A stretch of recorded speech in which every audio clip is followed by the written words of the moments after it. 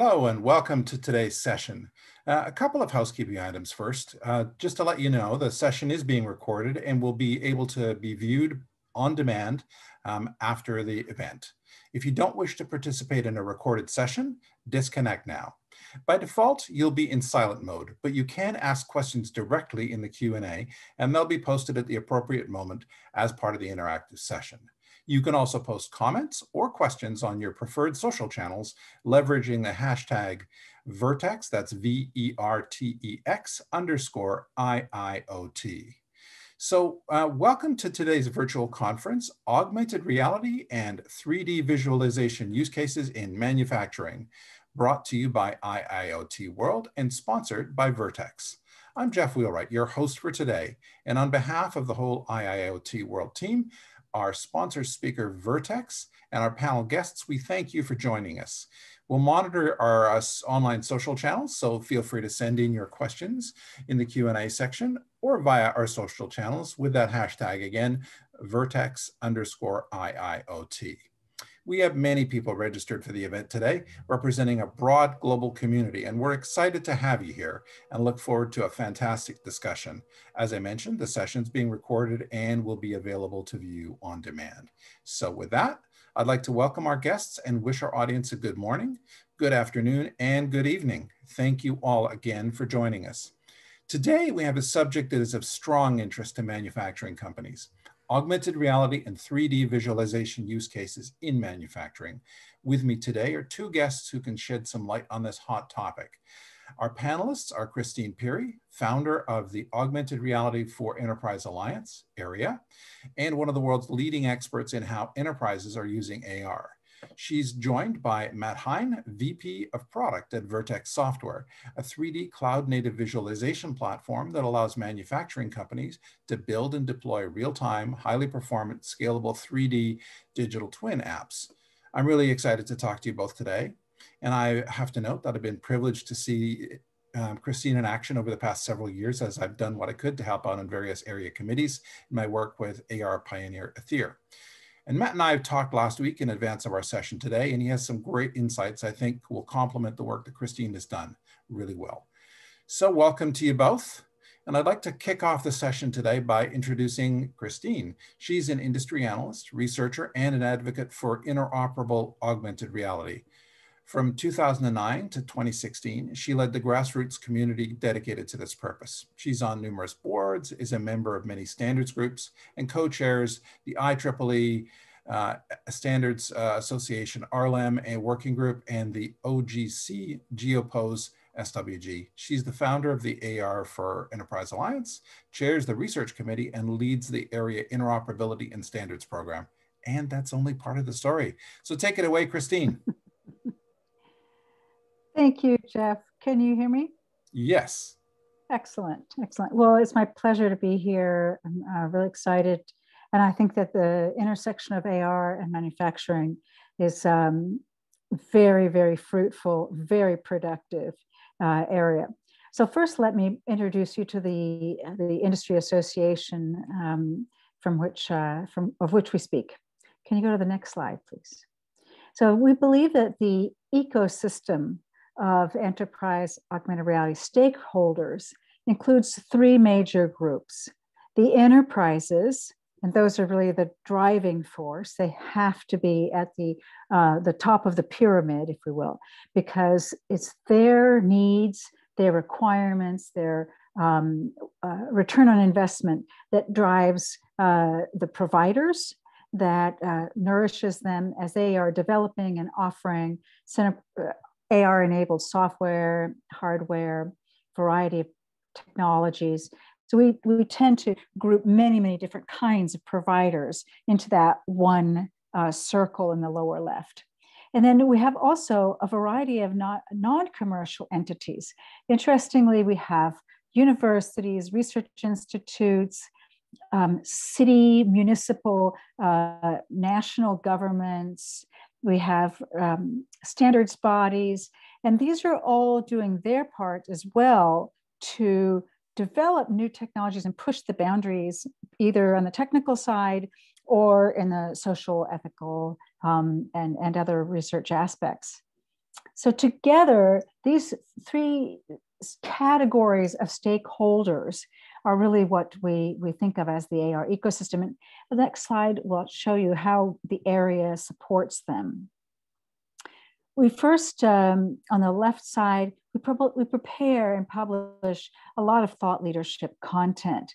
That's on our website with podcasts, we have webcasts, webinars. We also have a blog and a newsletter, of course, social media. But the main thing that was so important here is that it's really coming from the experts themselves, the people who are in the trenches and who are developing and using these technologies on a regular basis.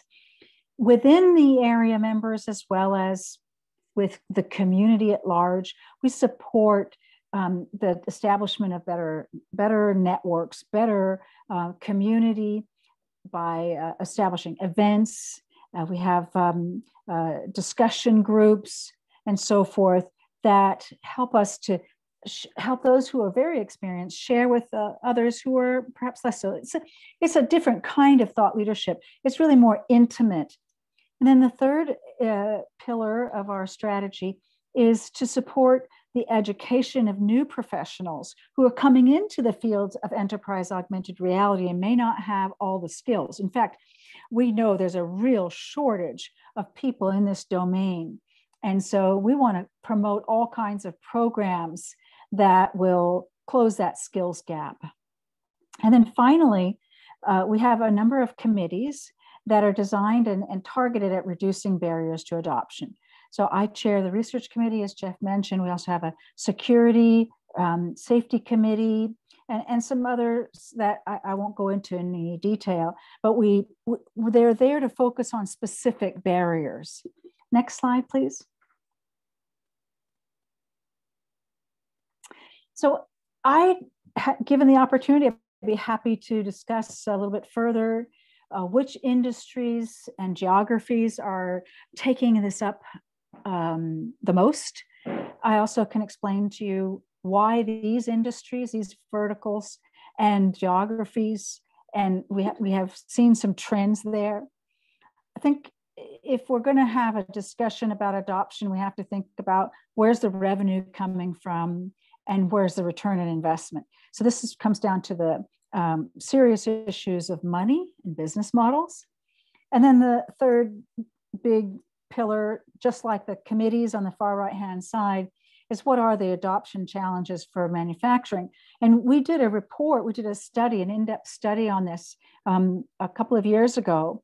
And I'd be happy to share the outcomes and the insights that study revealed for our members. It's not public. There is a executive summary of that study, of that research, that is available on the area website. That's thearea.org. But I can share the highlights and discuss the obstacles we found. And really, the word there, the reason I didn't say technical is because they're mostly non-technical barriers. The two major barriers to AR adoption in manufacturing are not technical. Okay, Jeff, that's what I wanted to share as far as my prepared remarks. And if you want, I can get into these other topics when we get into the Q&A. Fantastic. Thanks so much, Christine. I know that people will have a lot of questions for you, and I would remind everyone to use the chat window to ask your questions, and we'll get to them after some initial thoughts from our second panelist, Matt. And we've had a question about the video of this webinar being available afterwards, and yes, it will. And I will repeat that at the end just in case anyone misses it. So Matt is not only the VP of product at Vertex Software, but he also oversees the creation and implementation of initiatives on new markets and products. His goal is to ensure new product capabilities match customer expectations and needs. Matt received his bachelor's and master's in mechanical engineering from Iowa State and did his grad work at the Virtual Reality Application Center, sponsored by the National Science Foundation, Office of Naval Research, and DARPA. So really interesting background, and very much looking forward to hearing what insights you have to offer, Matt. And at this point, I will turn it over to you. It's all yours. Thanks, Jeff. Yeah, thanks everyone. So, like Jeff was saying, I've been in this visualization AR VR community for a long time now, and going back to early 2000s, there was a lot of hype about VR and AR then, and it seems like we're approaching another cycle of that. And so one thing that we're doing at Vertex when it comes to AR and VR plus the IoT is really we're seeing a convergence of these technologies to really get digital twins out into the right employees' hands and the right customers' hands so that they can make intelligent decisions. And so that's kind of where we see the intersection of these two things. So my company Vertex helps do some of these visualization capabilities. But one thing I wanted to start off with is just talk about, why would you want to visualize IoT and specifically, a 3D digital twin?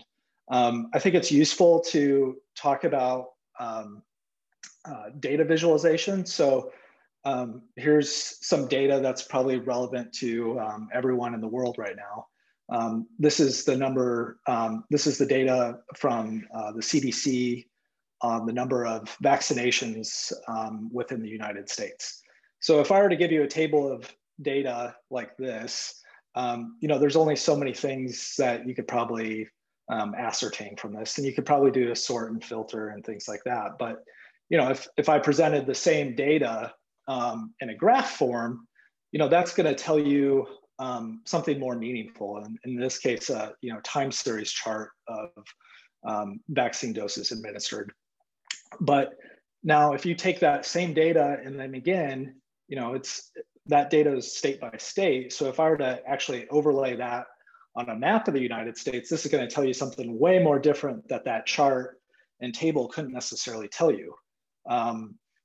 From this, I would say that the South is not doing as well as, let's say, the Rocky Mountain Upper Midwest, and so IoT data paired with visualization to create data visual twins, both factory and product. That's kind of an area that is of interest to me and Vertex. So and again, if I were to look at the IoT data coming in, I could make some guesses with this data here. I could visualize this data. Maybe this is a wind turbine data from Texas last month, and power output dropped because things froze up, right? Or I could, and this is an example that we built, take that same IoT data, create a representative 3D asset directly from the engineering configuration of that, and then couple that with those IoT data sets, and you can do some pretty interesting things. This will help tell a field service worker, make that IoT data useful. We've also done this in factory floors. And one thing that was interesting that Christine mentioned about that adoption of AR and other technologies, I would just say, even let's throw in AI and some other things, it's not always a technological barrier. And oftentimes I think she's right. A lot of it's culture, and it's a lot of understanding, like what's the appropriate use case for this technology.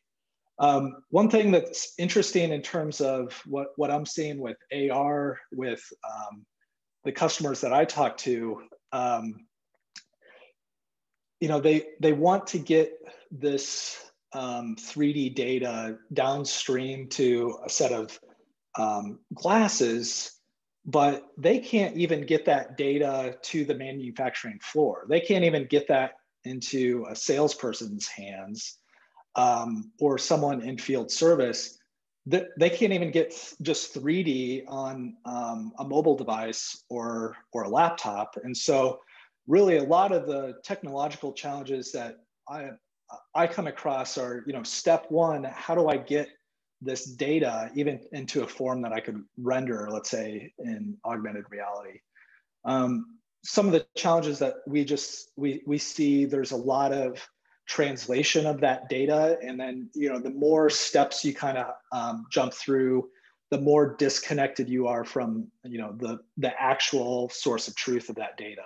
And that's very important if from an AR digital twin standpoint, that you're connected to the PLM system or wherever that source of truth is. And so we just see a lot of jumping through hoops to get there. So one thing that Vertex has been doing is helping companies, connect their PLM system to our cloud visualization API. That way, we can power digital twin applications for AR and VR.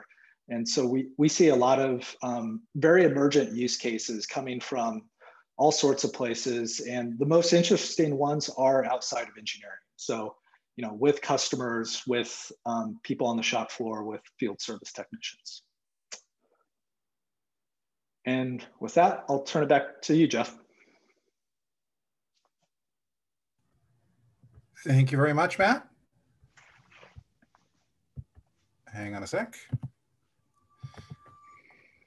Yeah, so it looks like you and Christine are seeing many of the same issues cropping up as you talk to manufacturing companies about this. So I'm gonna start with repeating that we will have the recording of this available afterwards. So anybody who wants to see it, you'll get the link to that. I also wanted to let you know that we are going to have an active participants prize. So a 1-year membership to our VIP community for anyone who you can enter into the random drawing by engaging with the speakers and posting questions in the Q&A section. So just a little further incentive.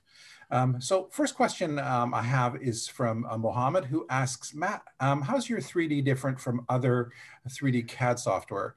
Is it running real-time analysis on data from physical assets?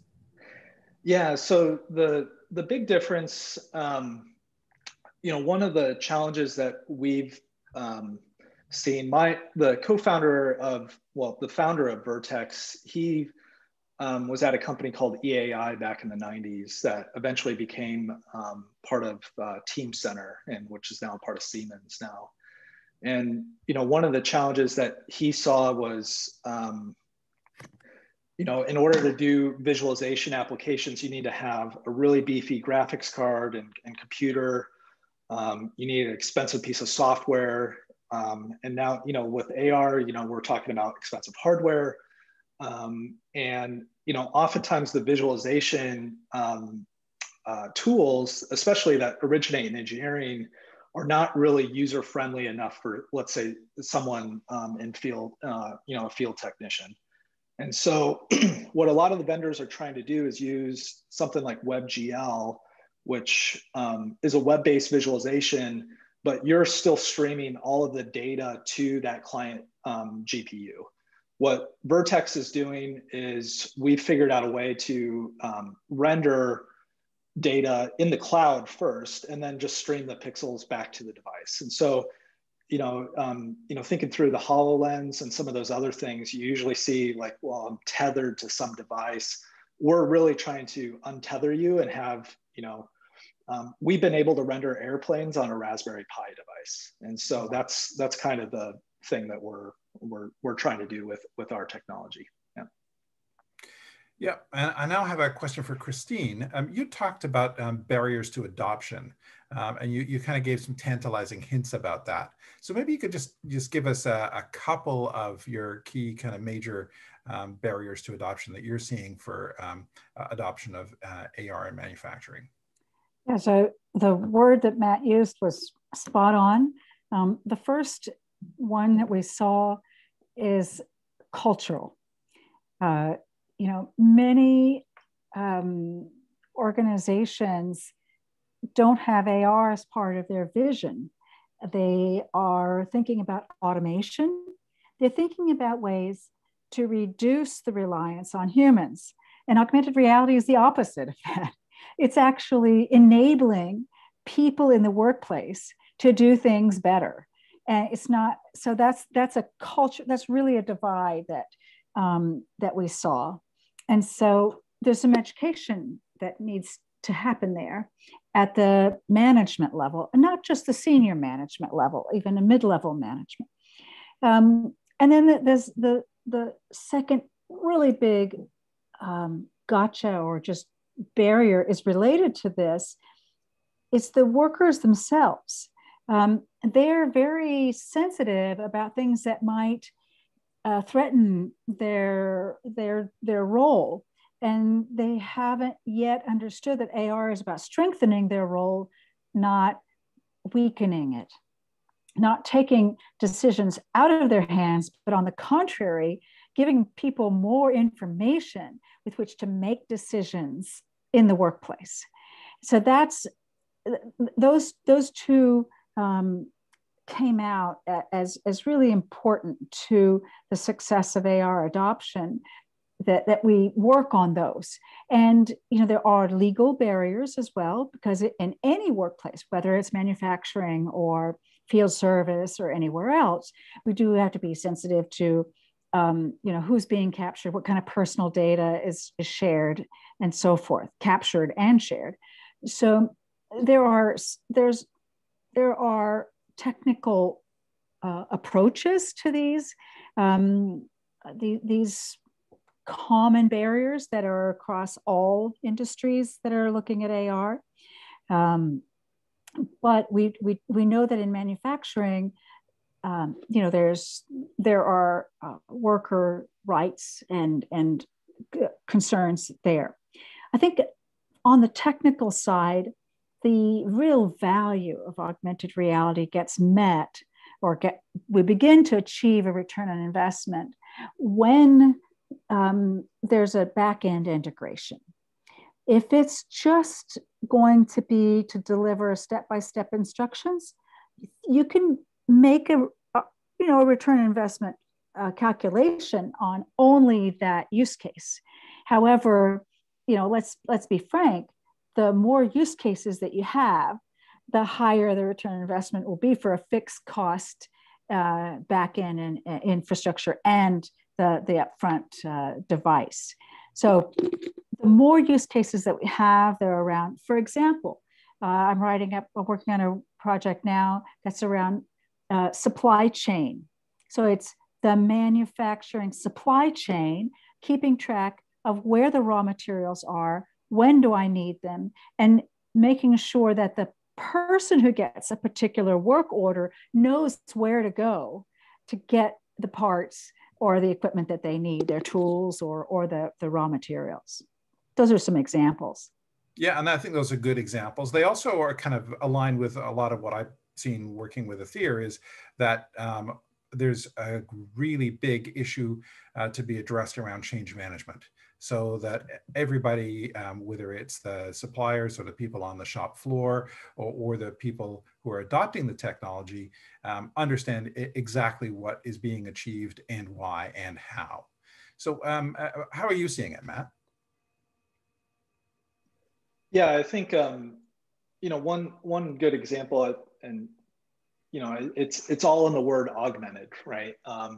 So you are augmenting that human, and one thing how I explain this AI and augmented reality to my mom is, the best chess player in the world can be beaten by a computer, but a human plus a computer can beat a computer, right? Because there's like some of that, the creativity and the things that computers can't do right now, you can do. And so, being able to bring these technologies in, and, I think it's very important that, the rollout, yeah, there is this broad vision where we could roll this out across the entire enterprise. But one thing that, I've seen quite a bit is, okay, let's start small on a very specific use case where we know that we can prototype out the solution and do a pilot and prove the ROI and really get in. One project that I'm thinking about, it was, augmenting someone on the shop floor. you know, if the shop floor thinks that there's anything in their way, you know, technology wise of doing their job, it's not going to get adopted. And so it's very important to get that user buy-in before you start you know, scaling it out, making sure that you're collecting that user feedback and iterating on the user experience of you know, whatever application it is. I've just seen that time and time again. You know, you can fail, you know, without getting that end customer buy-in for those solutions. Yeah, and we're getting lots of questions now. So I'm just going to jump in and also thank Danny for the previous question. And we have a question from Tim, and this is interesting.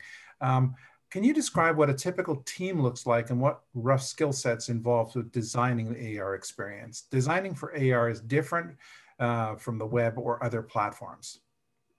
So do you want to start with that one, Christine? Well, I can start, as you said. So one of the things that I found very, very valuable, the team has to have business component, user experience software, not just the execution of the authoring, but the design of user interaction. And with the web, if you remember 20 years ago, there was a lot of experimentation in those early days before we got to something that people feel comfortable with today. And the same thing's happening in augmented reality. We're nowhere near the level of maturity that we are with the web. So there's a lot of experimentation about the mixture of things like gestures, speech as commands, because very often if the person has both hands busy and they're wearing a device, they can't enter text in a keyboard. They need to have some other ways of interacting with the information and requesting information or having prompts. So there's a lot around that human factors and the design of these input methods. You would think that this would be farther along than it is, it's not. It's just, there's still a very high amount of experimentation. And one of the reasons, because some use cases require the user to be interacting with 3D information. And that information may not have, those models, for example, may not have handles on them. They may not have the ability to rotate them, to see or to open a model and to see the complexity. So that's where companies like Vertex and others come in, because the models themselves are intelligent. And that's one of the keys that you need, is somebody else who's really good at using models. Now, in part, they use them to deliver information, but there's another role for 3D models in augmented reality, and that is to recognize the 3D world.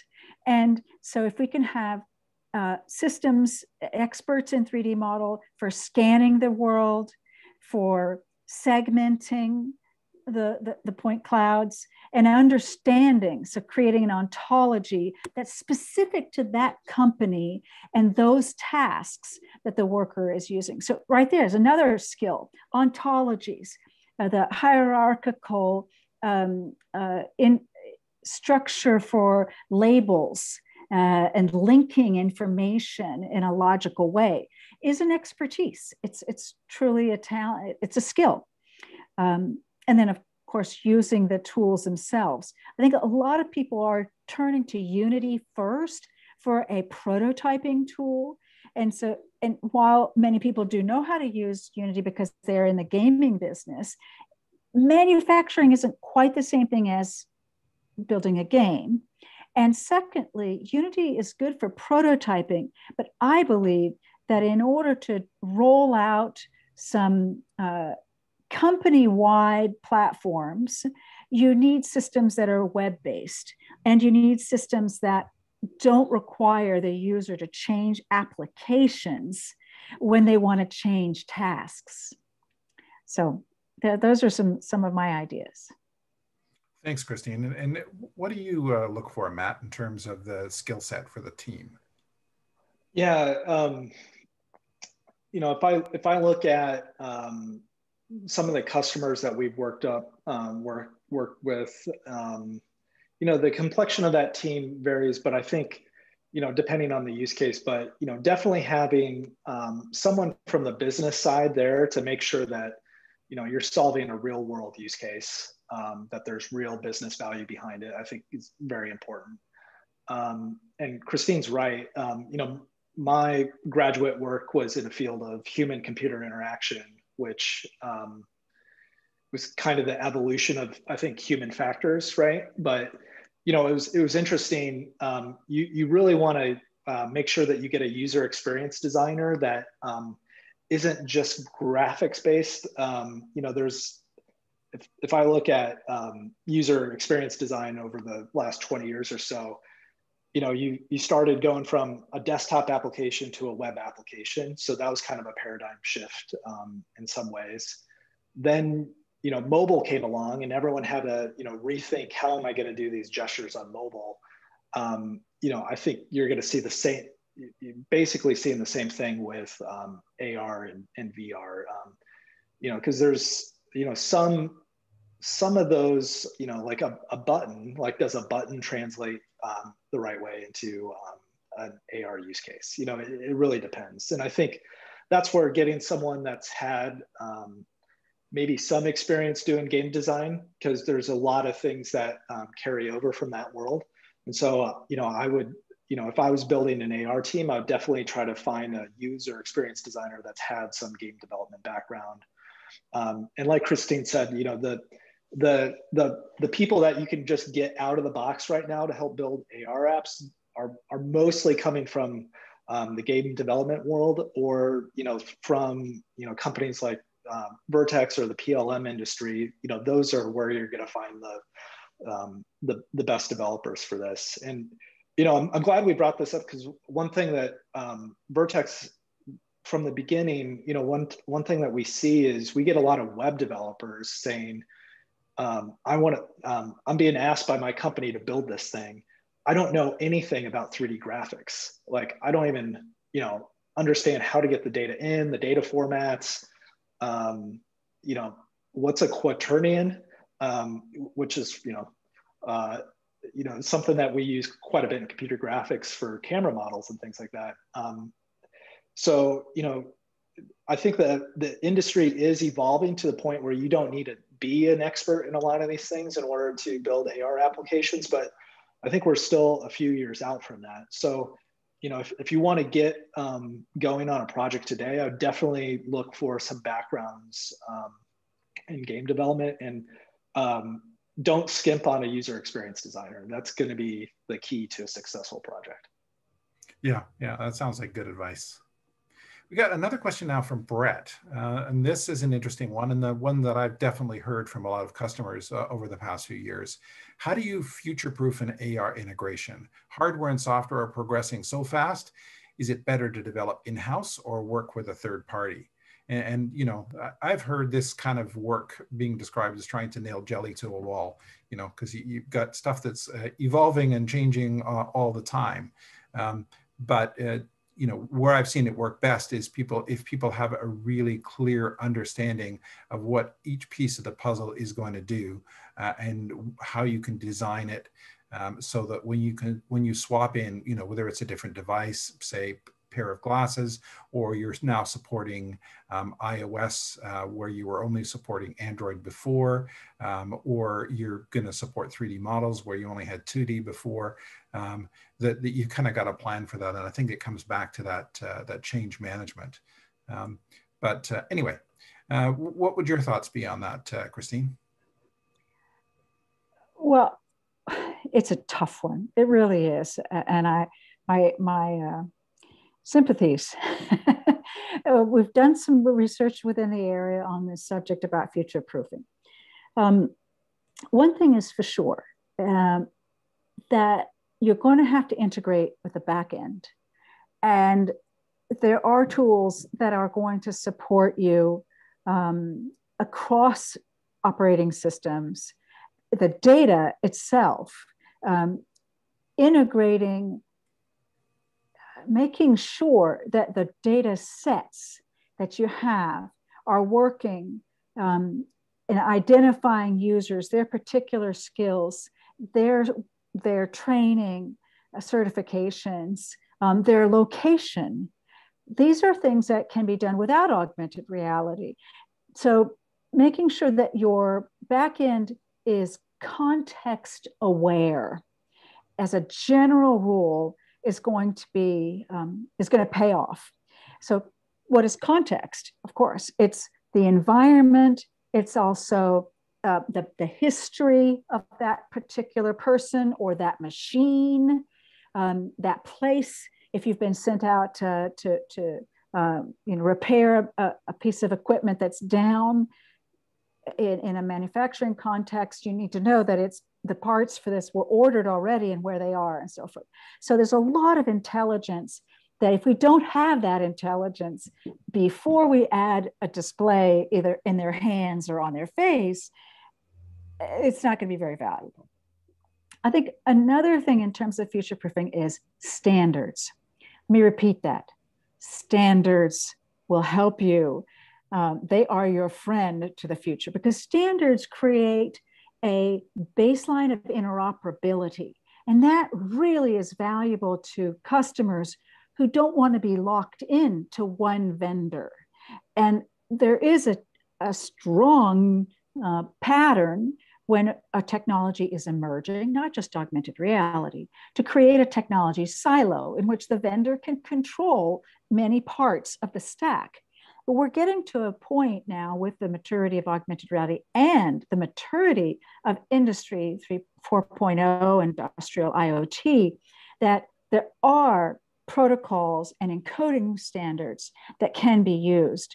And with augmented reality as well, we're getting to the point where we can see integration of manufacturing standards into those systems. So ask your vendors before making any purchases if they support the specifications that you know your manufacturing systems use.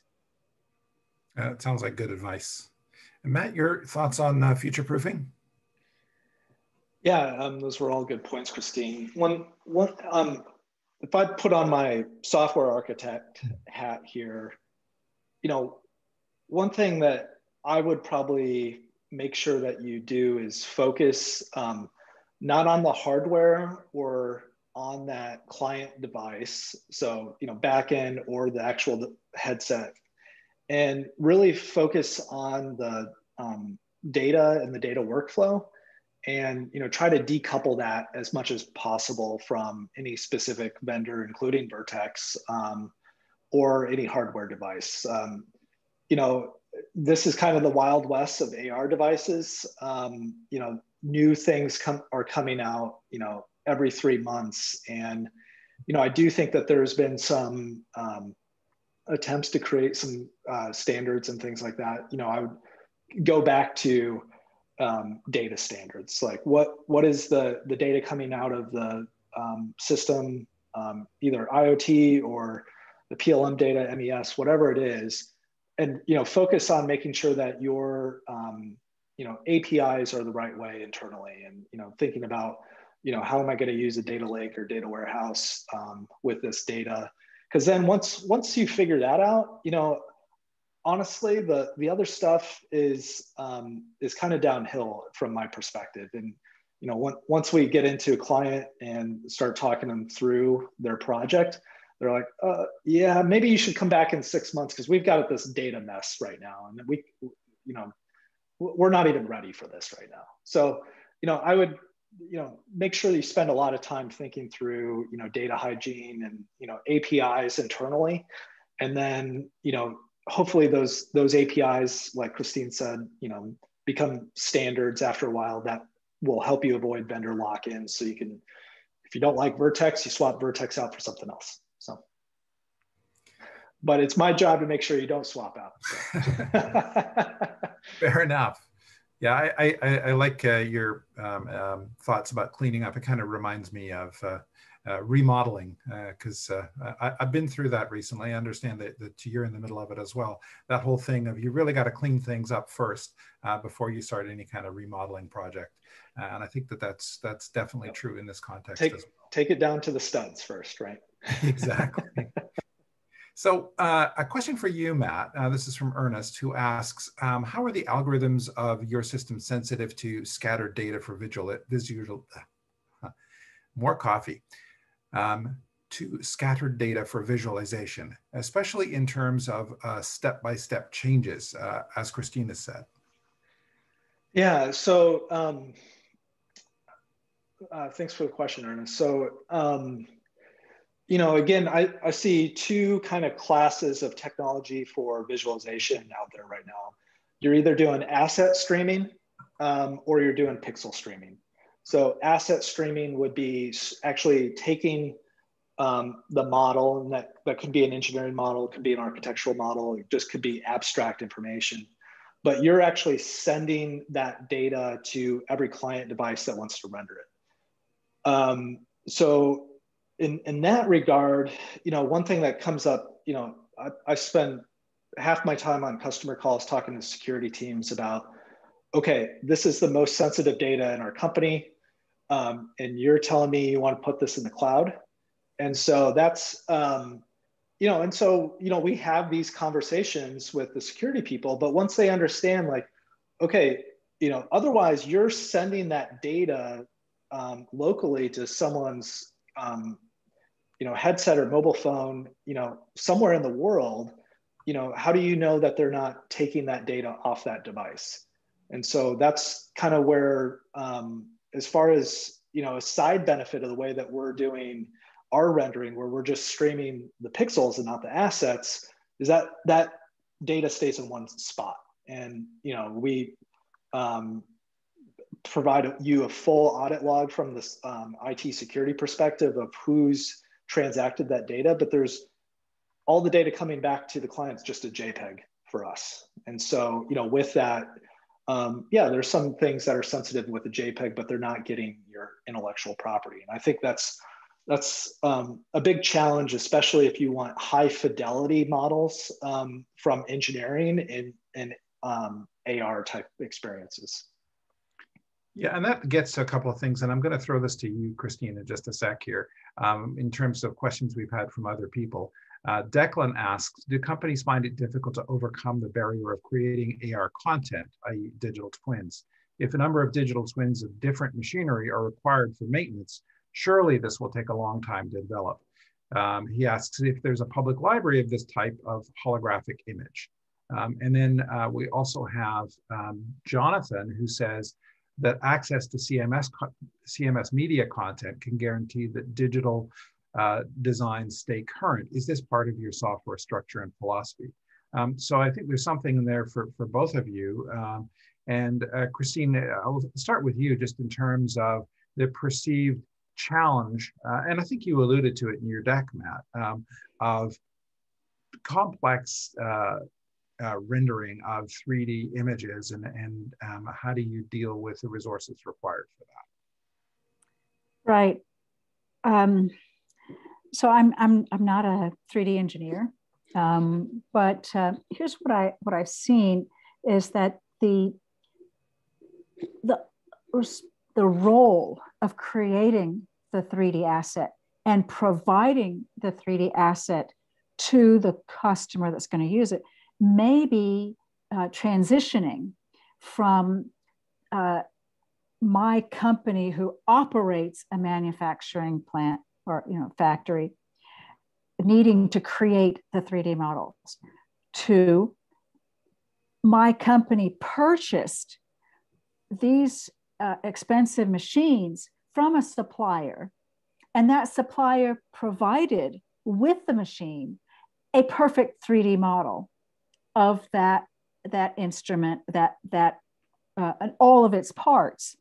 And that way, the provider of the technology itself, the physical manifestation of that component, keeps control of the models. And they actually are supplying the models along with the physical artifact. So I think that's something that I'm beginning to see. It's an extension of what we saw. People started shipping very high-end equipment for manufacturing with a remote assistant. So you could, using the interface of the device itself, call the company that provides you that machine for assistance if you needed it. So I think there's a number of things there that we can look at and improve upon in the future in terms of the 3D models. But the content probably belongs with the company that made the product or the machine. I'm thinking back to one of the earliest examples I know of this. It's been good 10 years. The US government required that every vehicle and ship that it ordered had to be delivered with its digital twin. And that transformed the naval engineering business and made it a 3D computer graphics company or business instead of just soldering and welding. Yeah, you talk about digital twins and you talk about AR and remote assistance, and I always think about Apollo 13 as like the first example of that, where engineers on the ground had to take all of the pieces, all of the physical pieces that the astronauts had in place to be able to solve an issue, and they recreated it and then had to communicate that, had to provide that kind of remote assistance. So anyway, that's a little off topic, but one of my favorite stories. So I'm going to throw this to you, Matt, and then we're going to need to wrap up because we're at time here. Yeah, it is interesting. Like if I'm talking to, let's say, a company that manufactures airplanes,